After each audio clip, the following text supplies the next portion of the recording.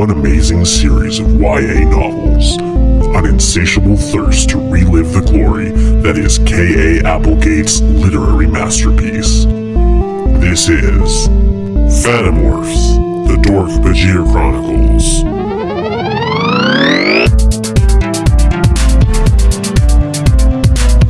Animorphs number 15, The Escape.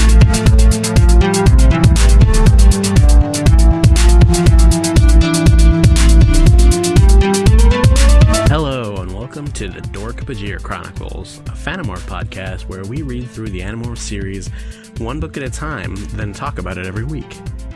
Today we'll be talking about Animorphs number 15, The Escape. My name is Mikhail, the host. I'm Tessa, the expert. And I'm Braden, a parasitic little germ growing in Tessa's throat. Tessa's on the way to becoming a vampire. Yeah. I've chosen my side in the vampire werewolf war. It's not the side that I wanted, but it's the side that I got, and that's really all what that life's about, right? Is you play the hand that the vampire war dealt you, and the vampire war made me a vampire. You gotta know when to hold 'em, know when to fold 'em, know when to walk away, and know when to bite. Yeah. No, it's nice because I'm one of the new vampires that like only eats garlic and blood. So I've got all these new pasta dishes that like instead of tomato sauce, it's blood, but also garlic. So they're very strong and they don't actually taste that good, but like, you know, it's better than the alternative of not being able to eat garlic. Is it in Twilight where they eat red stuff instead of blood? No, that's Adventure Time. Oh, Twilight, yeah, they that's eat right. blood, but Twilight, they eat animal blood. Which is like, I mean, I do that when I used to be a human. So, like, you know. Let's jump right into the plot. Let's jump right into this book. So, this book was loosely inspired by the Twin Towers, as I read from a K.A. Applegate interview back in 1998. So, you can really see that because they chose hammerhead shark morphs, and hammerheads have, like, two eyeballs. Two towers, yeah. Also, Gandalf shows up at the end. Oh, God. I thought you were talking about 9/11. That's a loose reference to the Two Towers as well. 9/11 was a loose reference. It's towers all the way down. Oh, Ooh. God. Okay, Braden, joke. it's your turn to do the plot. All right, welcome back, everybody, to Braden's... plot summaries. I wrote the plot summary, so if Braden I'm not sticks using to it, that. Oh, fuck. No. He's going off script. He's going off script, Mikhail. He's a wild card. So we open up again with my best friend and personal, the man I lost my virginity to, Marco, in a mall, working with Cassie and the other Animorphs. Can I just say... I'm interrupting once and only once, but it's okay for us to talk about the teens having sex with each other. But Braden, you're a grown-ass man. You should not have lost your virginity to a 13-year-old in the middle of a war. That's like a bad time to do it, man. War you changes just you. Like... I didn't mean my literal virginity. Okay? I didn't mean my literal virginity. Okay. See, vampires are very literal. So, you gotta make sure that you're clear about it. All right. So, we open up on a Marco Cassie actually hybrid plan. We don't see a lot of those. Marco and Cassie aren't exactly, don't overlap a lot. But they have a plan to have some parrots freed from a, Safari Joe style restaurant. Or like what are those restaurants called? Safari something. Anyway, where they keep actual parrots who talk about the food. They morph into those parrots and yell shit about the food being filled with like boogers and cat meat and shit. And that's the goof. It's funny. And then Marco notices that Eric, you will remember from book number 10, I want to say, the android. Eric is an android. Eric the android is an android from book 10, and he explains to Marco that he knows that Visser 1 has the body of Marco's mother, and he also explains that Visser 1 is back on Earth and running an underwater facility to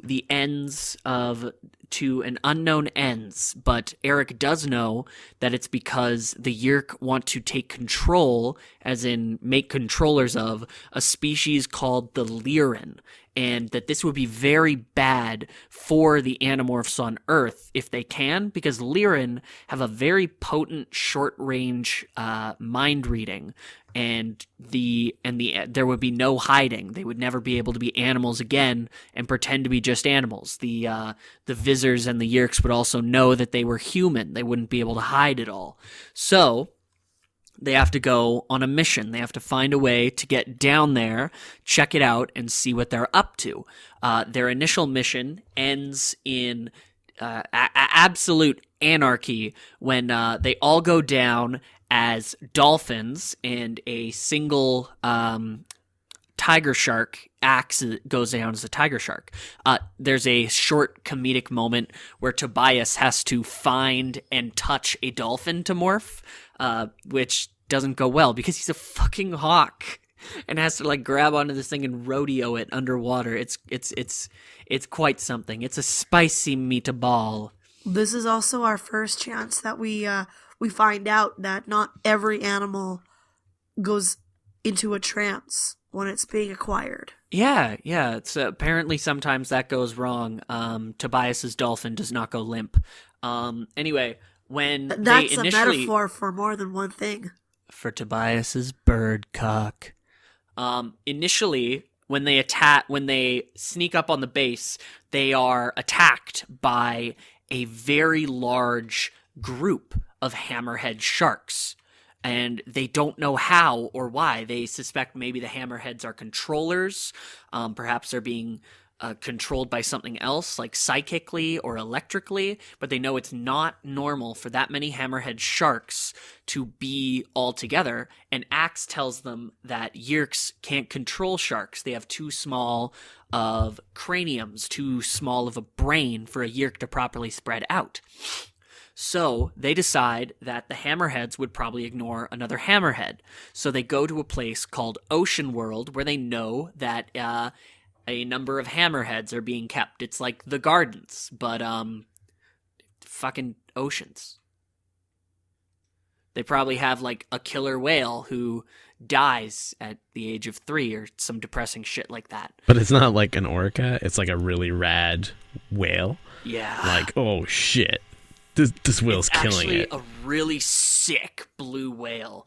Not sick as in rad, sick as in very sick, anemiated. Is a very sick, anemiated whale, and then a killer whale that does like skateboard tricks. After when they get there, they are spotted, but it turns out that the Yeerks have actually placed a number of human controllers here. Probably they assumed that like the Andalite bandits get their morphs from zoos and stuff like that by sneaking in, so they actually have to dodge humans who are 100% willing to shoot them. And they get away by running into like one of those plexiglass bubbles that you can chill out in at an aquarium and like watch all the fish go by, and having Axe slash it open. Marco barely manages to escape with his life when he finds a vent and like crawls up it just as the shark like leaps out at him Jaws style, and then he manages to like drop on it butt first and grab on and acquire it in true comedic but dangerous and sexy Marco style. And then there's a weird moment where like he's in the air conditioning vent and this shark is right there. He drops down, and then they float down, and then back in through the hole in like the tunnel, and then into another place, and it's not described well enough. I was just like, what is this mystical like hugging a shark and floating down a tube thing about? Like, how did you float that far with just a morph? Like, just an acquiring? Who fucking knows? Just a quick note. This will be relevant later. The first time they were checking out the Yerk underwater base, they noticed, Marco at least noticed, a large sort of half frog, half octopus creature inside the base with his mother's controller. It seemed to have noticed them, and then they disappeared. Yeah, Visser 1, yeah. Sorry, I had to swallow. Whoa. Sexy. You're off the cast. I'm sorry. That's it. I have he had to demons in swallow someone's dolphin. Dolphin. Ooh la la. Ooh la la. So they go back as hammerhead sharks, morphed into the same hammerhead shark, and they follow the pod of hammerhead sharks trying to find a way in. But they suddenly hear an alarm, like some sort of sharp noise, and all of the hammerheads rush into a quickly opening docking bay, essentially, where they are swimming, where they are lifted up with metal claws, and a device is essentially surgically put into their shark heads. And they realize that their shark brains are getting bigger. This device is pumping it full of smart juice or something like that. They also quickly realize that they can't morph smaller things while this device is in their brain because their head would literally blow up. That was hot. That was some hot good shit. stuff. And they realize, okay, the reason they're working with these hammerhead sharks, the reason they have this entire underwater base is because they're taking the hammerhead sharks, making their brains larger so that the Yerks can host these hammerheads, so they can just like they take did the with hammerheads. horses. Sort of. This is why book 14 is so important, because it provides context for book 15, which sets up so much stuff for the rest of the series. You'll find out in the final battle when they morph horses to fight the hammerhead controllers.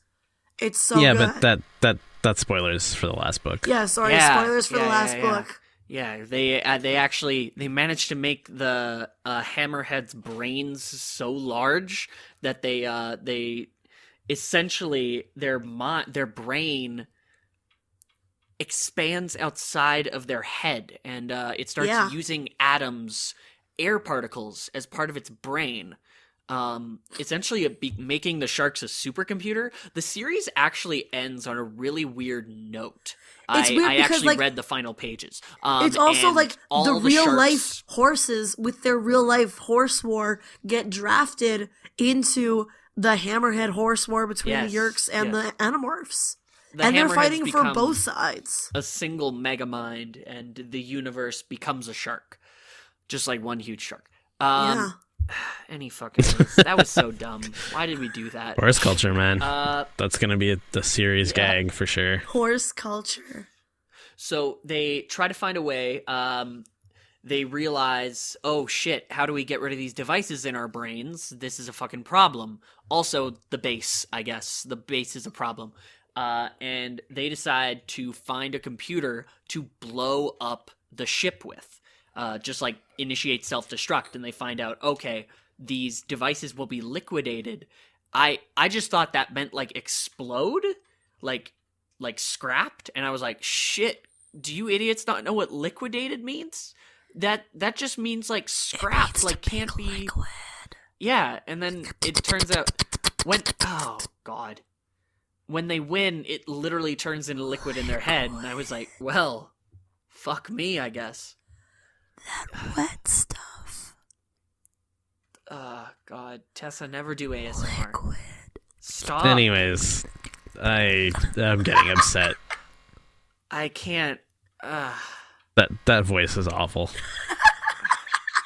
Podcast. Oh God, and the laugh is so bad. Is also really good. Okay, guys, the podcast is done forever. We can't go back.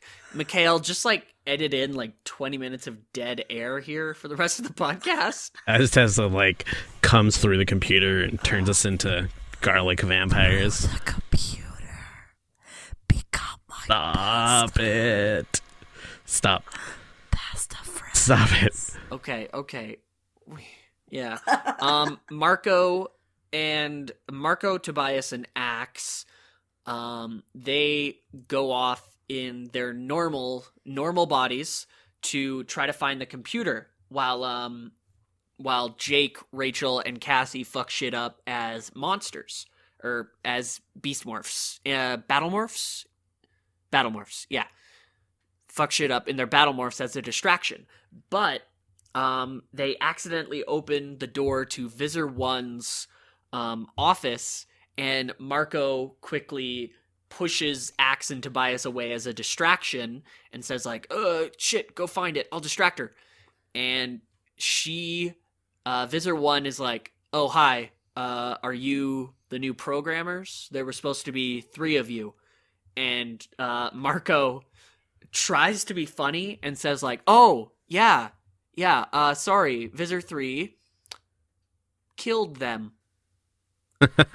And then Visser 1 is like, checks out. Yep. Why are you acting? And then like they talk a couple more things and she's like, why are you acting weird? And he's like, I'm not acting weird. What? No. And she's like, oh, I know. This body, it's the biological son of this body. That's why. Get more under control of your body. Mine's screaming in there, but I don't give a shit. And he's like, yeah, sorry, sir. Bye. And then he leaves. And then he finds Axe and Tobias. And he says like, hey, Axe, blow this place up in 5 minutes. Or like disengage the shields in 5 minutes. And that will fix everything. So they agree. They do so. I think Marco mentions here, like, hey, Visser One's my mommy. Nope. Okay, shut Wrong. up. Sad. Nope. Anyway, yeah, they successfully set that up, and then they leave, and they get involved in the fight. And there's a comedic break where Visser 3 actually arrives as a giant yellow underwater snake. He brings a legion of Dork-Bajir. Yeah, I know, right? Hey, yellow snake. You know what I mean? My giant yellow snake. It's got veins. It's underwater. It shoots Dork-Bajir and eats and I love this voice. Hey, so next there's a big fight and Marco almost kills Visser 1. I lost it. I hate it. Yeah, Get rid of it. Marco doesn't kill Visser 1 here. No, Visser almost. 3 almost eats... Visser 3 almost eats Axe. Okay, well, and then that turns into nothing. Well, so Marco punches Visser 3 in the face! It's pretty awesome, That's actually. Like 90% of the books. Also, Rachel talks to Visser 3 for the first time. Every other time, they've only ever let Axe talk to the Vissers. Yeah, or and any of the nothing Yerks. comes of it. Yeah, she's like holding him in his claws. It's like, let him go. And Visser 3 is like, I guess we have a negotiation here. And the Marco is just like, negotiate this, and punches him. Negotiate my gorilla cock. Yeah, they don't his even fist try is to bigger sound than like his cock. Andalates. Gorilla cocks are not very big. I know. You don't. It's very easy to navigate. It's like a very short negotiation. Yeah. Exactly. Where the hell? Where did we start off with this? Okay. Visser 1 runs away. Rachel goes to kill her. Hold up. Hold the fuck up. Okay. There's a comedic break where Visser 1 and Visser 3 get into an argument about whose fault this is, even though Visser 1 is obviously is a tiny little human up against a gorilla and a giant snake, and they're just ignoring the fact that they're fighting the fucking Animorphs for 2 seconds. And it's pretty fucking funny. I enjoyed that, actually, quite a bit. Visser 1 runs to try to shut down the drowning protocol, and it's at this point Rachel and I think Axe, or maybe Tobias, Axe. And Axe go after her, and Marco follows them and is like, wait, please don't kill her, she's my mom, I'd like her to not be dead, if you please. So instead Rachel just smacks her around and leaves her alive, and then they're like, they see Visser 3 creeping in the window, just stroking off his snake cock, just like, Visser 1, they spared Visser 1. That means Visser 1's a traitor. We went on about the fucking fight for 2 seconds, but we didn't establish there is a Lyran controller who now knows that Marco, at least, is a human Animorph, not a Andalite. And I don't think later on, so the base explodes, and all the water rushes in, and it looks like Visser 1 is dead, but then the gang sees the Lyran swimming towards the scrap metal, so they're like, oh shit, maybe it's saved Visser 1, and your mom has a second chance, Marco. And Marco's like, yeah, maybe. That would rock. Okay, bye, the book's done now.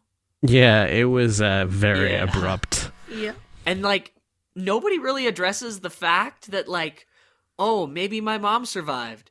Saved by that Lyran who knows that we're humans. Yeah, because at one point the Lyran That's is a like, that's not an Andalite, that's a human. And she's like, no, it's a monkey, you idiot. And that was pretty good. It's I like so that quite good. a bit. I love just like the arrogance of these Vissers and how that's their downfall. The relationship between Visser 1 and Visser 3 is probably like my favorite thing in the whole book. OTP. Just watching, like, just that, oh my god.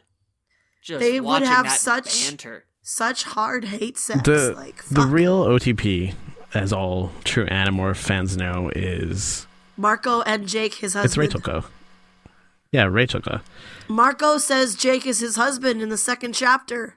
Yeah. People are allowed to be friends, Tessa. In a marriage, Marco calls Jake his husband. Stoke. In a marriage. There's a moment where they're about to morph into dolphins for the first time, and Rachel and Marco are like classic flirty Rachel and Marco. You know how it is.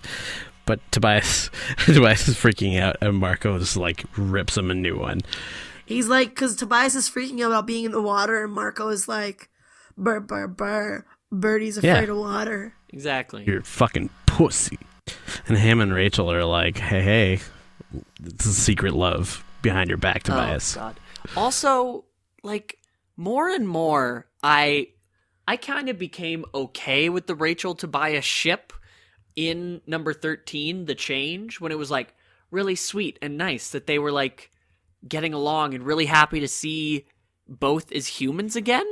But now, like, more and more, like, Tobias is like, oh, it's weird that I can talk and walk, and my eyes are shitty, and it's like, oh my god. And, like, more and more, Rachel and Tobias's interactions aren't really, like, with Marco and Rachel, they have, like, really sweet moments, but also, like, really normal moments, where it's just like, oh, hi, Rachel. Oh, hi, Mark. That, like, establishes, like, they're both humans. They're on equal footing. They can have a normal relationship. But then, like, with Tobias, it's only ever, wah, wah, wah, I'm a bird. Oh, Jesus, it sucks to be human. And then when they're in mortal danger, they quickly just remind each other, like, hey, if we weren't 13 and about to die, we'd fuck, right? And probably say, I love you, right? And that's their relationship. You guys. Marco and Rachel would be so beautiful and normal. It just works. Yes, thank you. I've converted. I love it. The appeal of Tobias and Rachel is not that they're a good match. It's that they're a bad match. But, like, they both think it's because she's a girl and he's a bird, and it's way farther than Romeo and Juliet. No, they're not a good match, even relationship-wise. But they're both blaming it on their circumstances. And they're like, it's okay because we like each other. So we're going to, like, force it and ride this out, even though it would never work. They would not be interested in each other if this war did not happen. Rachel and Marco probably could have happened if the war didn't happen. Tobias and Rachel never would have met without the war. And that's why their love is beautiful and tragic. That logic sounds like it's from like it's for, and I hesitate to generalize, but from people like women who read romance novels. That's why it is romantic. I know, it's really cheesy. Anyways, let's get to something that I want to talk about, which is, what the fuck is Axe's tail made out of? Because have you guys ever seen plexiglass? Like, he cut through plexiglass like it was butter. That doesn't sound right. Yeah. I thought you were going to say an Andalite tail blade, and I was going to say yes. But no, I've never seen or touched plexiglass. That's an interesting... I mean, the hardness, I don't think, is the problem. Like, even human bone is... I've heard it described as close to concrete. But obviously not as hard as weaker than concrete, but approaching. Okay, so then I would assume, for the sake of the fiction here, is that the point of an Andalite tail is basically so fine and tiny that it can find like a foothold in pretty much anything it touches. I think the idea is that the Andalite's tail blade gets so thin at the end that it's only 1 atom thick, so it can actually go through and like make the atoms split apart, and that's all that cutting is. Yeah, but the issue I have is that it still needs to be like structurally sound, right? That's why their arms are so weak. Oh, it's because it's all in the tail. Yeah, but like if an X-Acto knife, think for example, it could get a foothold on concrete, but it doesn't mean it could cut through it. Yeah, I mean, not with that attitude.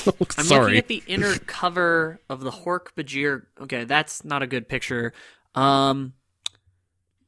Look at book number 8. The Andalite.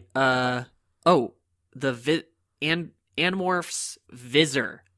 It's got a pretty good one of a tail blade. Yeah, but okay, and this is more actually just a setup for my next point, which is I really doubt that he would be able to cut through the glass or metal or a combination of both that were on like a highly advanced underwater alien spaceship.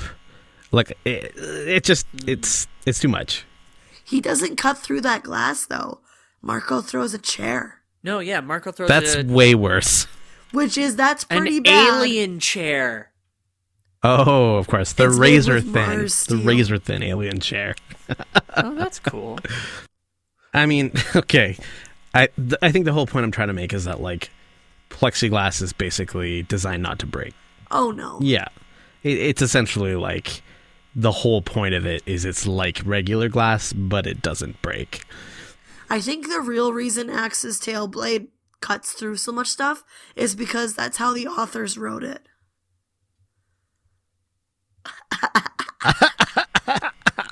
But in other nitpicky news, can we talk about like Marco morphing into a hammerhead on the cover? Like, first picture, small boy. Second picture, very bad. Oh, wow. He looks like a Minecraft character. This is the best bad cover, guys. It doesn't get better. Oh my god. Like, and his tiny little arms are just sticking out of his shark form the entire time. No. Oh, Lord. He's got like bumps on his legs. He's got a point coming out of his butt, and he's got Minecraft face. And then like little arms. One away from shark, he's got a nose in the front and tiny little arms. All right, I need to start a segment where it's just me complaining about like logical fallacies or like physical laws being broken. Oh, it happens so much. Yeah, like there's the part where they morph into flies and they have that chip in their head, and then they can't like demorph or they can't morph into a fly, from the human because they have that chip in their head from the hammerhead thing. That doesn't, it doesn't make sense. Like, what if Rachel was wearing earrings or had like a plug, like those plug earrings, or fucking Visser 3 like eats Elfangor at one point as a giant monster and then immediately morphs back into his Visser shape. Oh, that's interesting. It fucks you up. Like, what if one of these kids had like open heart surgery and had like a ticker in them? They wouldn't be able to morph through the logic of these books. Like, why didn't the thing transport into Z space when they morphed? Unless it's like Z space fixated and the Yeerks made it stuck only in the one plane for a reason. Yeah, exactly. And I think that's the main answer to that, or the only answer we're going to get, which is that the Yeerks designed it that way. Yeah. Just to fight off, like, Andalite bandits and whatnot. It's a cop-out, but, I mean, so is Z-Space, if we're getting real. So is a lot of stuff. Real quick, Marco's B-plot in this book is so strong. Oh, it's just being sad. Yeah, but he's, like, because he's a funny guy, he's sad in such a very interesting way. Yeah. Like, he's sad in the way that every funny guy is sad, you know? Like, they have their secret sadness, blah, blah, blah. But the part where he and Jake, right after their thrill ride at the gardens on the roller coaster, and he's, like, begging and pleading with Jake to be like, the war isn't going to change us, right? Like, we're always going to be best friends, and this war is not going to change us. Ugh, I hated that so much. It's Why? like that part in Good Will Hunting where Robin Williams is like, it's not your fault. Oh, see, I never saw Good Will Hunting. But you know how they say in, like, good fiction, you're supposed to show what a character is feeling or thinking and don't just tell the audience, like, don't have the character say, like, I am sad right now. And because otherwise, you know, it's awkward and you just feel super embarrassed for the character. Yeah, it's like that.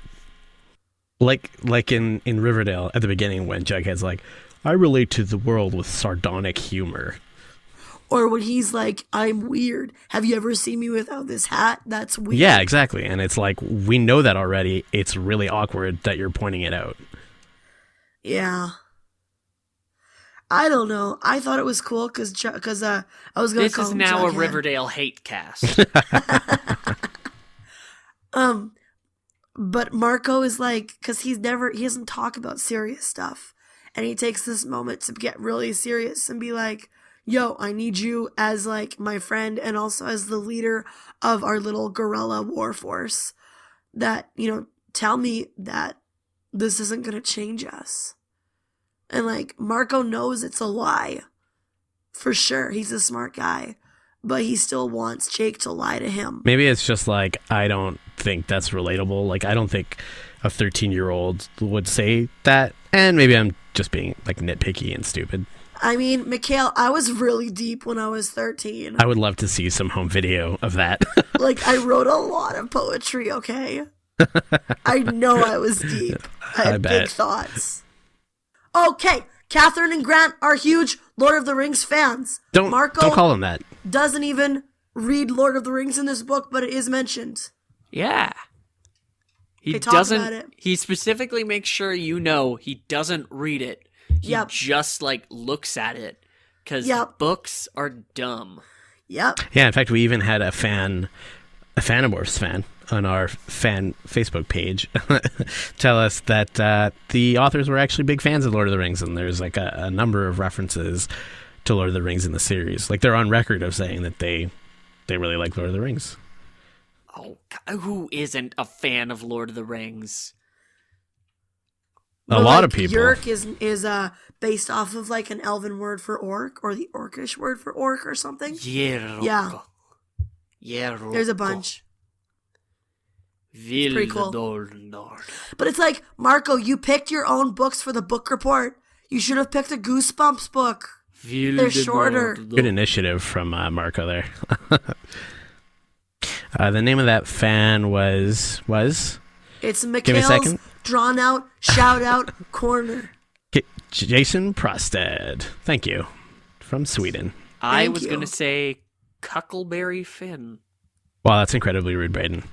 That was his nickname when he was a child, and you just brought up a lot of memories. Wow, he was the first? Don't be rude. Jesus. Okay. All right. One last thing. Because we haven't done it in a while, let's get a Visser Three Morph Minute going. Yeah.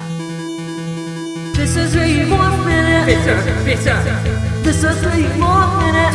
Three. It's a big snake, and the minute is done. It's a big... Okay, wait. No. No, wait! I just remembered!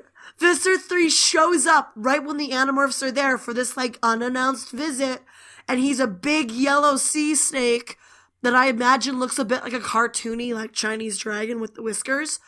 But also with him are a bunch of Dork-Bajir in diving outfits. Like, how does that work with the blades? Do they have those little, like, water jetpacks that you can buy for your pool that you hold with your hands? Yeah, that's what it says. It says that they have little jetpacks on the back of their scuba gear. Oh my god. Or what if they were... It would have been better if Visser 3 was just holding a bunch of rope and they were all holding on to the rope. Yeah. And they're just like... Let go, and they're just like, fuck you, I guess. Fuck that. Oh man, that laugh is horrifying. I'm dying. Yeah, I mean, the main problem I have, like usual, is like the description is really terrible of the morph. Like, especially the size of it, because at one point he puts... It's just, yeah. He puts all of Axe in his mouth, like all of Axe, his entire body, and then later Rachel's like, oh, I'm going to cut you in half as a bear. He's like, I'm going to vor you just like your brother. Yeah, Oh. exactly. Don't ever say that again. Don't ever Brayden, talk. it's your brand. Anyways, yeah, we don't have like tons of time left, but Yeah. I hated that description. As usual, shit to complain about. That probably doesn't need to be complained about, but yeah, fuck that worm. I mean, it wasn't a worm. It was a snake. And also, grizzly bears have great big paws. And also, snakes are known to be able to unhinge their jaw and open it up really wide. So because I didn't call Visser 3 a worm, I always called him a snake. And so the morph made sense to me. And also, when you're a vampire, you just become like a really big Animorphs stan to the point where you don't listen to any of the criticisms. I mean, basically, yeah, that's very true. Like, every time I complain about something, either you or somebody, like one of my friends or listeners or people online have said, like, this is why you're wrong. Yeah. Basically. They're all vampires. It's like a thing with the, like, as soon as you start eating bloody garlic pasta, you, like, are there for Animorphs, right? Did you know that in grade 3, the euphemism they use for menses is bloody garlic pasta? That's how you get rid of gonorrhea, kids. You can't get rid of gonorrhea. You just put it away for a bit. That's like the symptoms and the cure for gonorrhea. The delivery of Braden's line there was so sad. All right, Braden. Hit me with the predictions for next book we're going to read, which is Animorphs number 16, The Warning, the rhino on the cover. So yeah, I'm going to need you to hit me with some rhino predictions. And warning, it's about the internet. And it's a hilarious Photoshop again, because the second stage of that rhino looks horrifying. He's like Babar. He's like one of the rhinos from Babar. I love Babar. Oh, Babar. this is going to be a joyful romp through the jungle with a couple of comical yet harmless villains traipsing through the jungle after our heroes. Oh no, wait, they can't go back to the jungle. Now it'll take more than the truth to set you free. The warning. Okay, they are going to get a warning, obviously. Some sort of preternatural knowledge of the future. And they will be unsure how to use it. And the entirety of the book will be not only mostly prep. It's like one of those, like, who would win in a fight, Batman or Superman? And it's like, well, how much prep time does Batman have? This is the book. This is that prep time. This is that book. Yeah. I can't believe how accurate you are with your, like, guessing, Brayden. Like, you're spot on. This is the book where they meet Batman in real life. Okay. Anyways, next week in our bi-weekly episode of Live from the Gardens, we will be looking at the parrot and the hammerhead shark. And then the following week, like I said, we're going to do number 16, The Warning. Check out the Twitter for some of those memes that we've mentioned before. They're pretty good. Check out my Twitter. I do really funny shit, and it's great. Braden is on a tear lately on Twitter. Oh my gosh. I have so many followers, guys, and like only 60% of them are whore bots. Yep, that sounds about right. Or, bots pretending to be hookers. I basically just retweet Mara Wilson, so, just follow her. Don't worry about me. Hey, man, we need some more original content from your guys' accounts there. Okay. Sorry.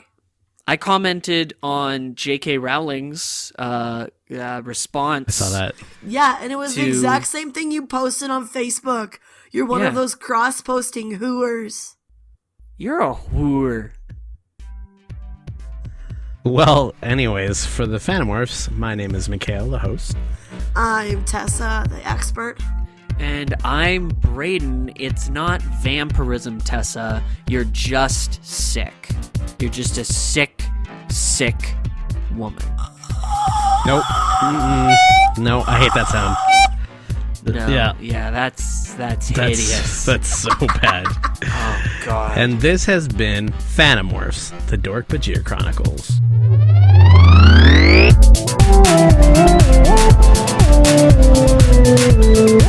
If you're looking for more Fanimorphs content, you can find us on Twitter, Instagram, and Facebook. Just search for Fanimorphs, the Dork-Bajir Chronicles. Are you tired of sitting in silence, staring at walls? Do your ears yearn for something more than the sound of your life passing you by? Try Inadmissible, a podcast designed by a leading team of experts in the field of excitementology and non-boringness. On Inadmissible, you'll hear Quinn and Mikhail, two of our bleeding-edge analysts, break down and rebuild the worst ads you've ever had the misfortune to experience. Listen in as they tear apart lackluster emotional tactics. Gather around as they explain why you shouldn't make your product look like a steaming pile of garbage. Poop jokes. All this and more on Inadmissible, a podcast about terrible advertising. For more details, visit collectivelegacy.org. Inadmissible should not be consumed if you are easily offended or your tolerance for immaturity is lower than that of a 6-year-old child. Inadmissible may cause fits of laughter so intense your lungs may suffer from burst blood vessels. Consult your doctor before listening to Inadmissible. Inadmissible, a podcast about terrible ads.